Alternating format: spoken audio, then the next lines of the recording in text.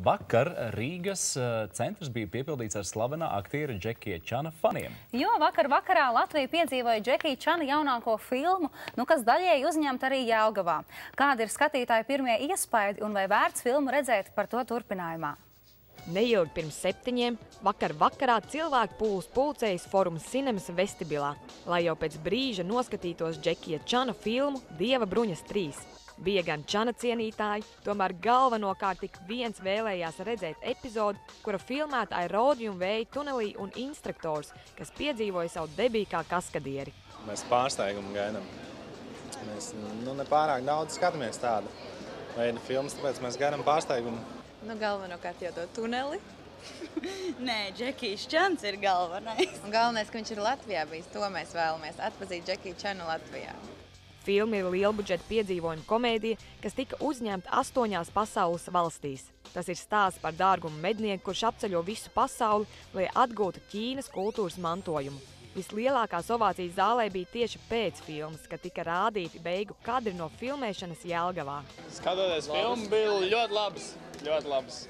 Bija labāk nekā es biju gaidījis, tā teikt. Bija gaidījis, ka būs labi, tad ir ļoti labi. Kas tev vislabāk patika?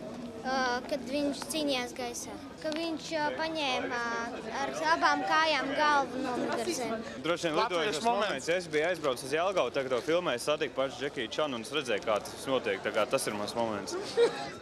Rodium vadītājs, kas pats ir izbijis kaskadieris, gan filmu, gan puišu darbību vērtēja ļoti pozitīvi.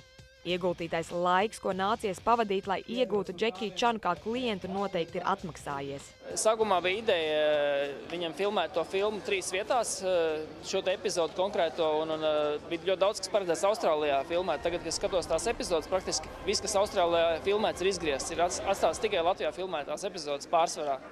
90% ir filmēts Latvijā no tās epizodes. Patiesībā mēs bišķi ierakstamies pasaules kino vēsturē, jo nekad pirms tam nebija neviens filmējis tādas epizodes tuneļos. Ja? Tā kā, tas ir pirmo reizi vēsturē. Beitāns atklāja, ka kontrakti par jauniem projektiem parakstīti gan Latvijā, gan ārvalstīs. Tomēr līguma noteikumi pašlaik neļauj atklāt neko vairāk. Vēl lielāks kino. Kas tas var būt? Kosmos.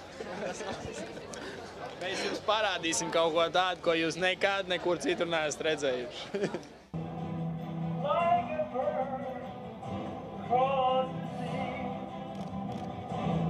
Šis bija Džekija Čana 100. kino projekts, un pašlaik tiek minēts, ka arī pēdējais. Tāpēc pasaules slavenais aktieris vēlējies to radīt visaugstākajā līmenī. Izskatās, ka pašlaik tas ir izdevies, jo dotajā brīdī Dieva bruņas 3 Ķīnas kino industrijas vēsturē ierakstījusies kā vispelnošākā filma.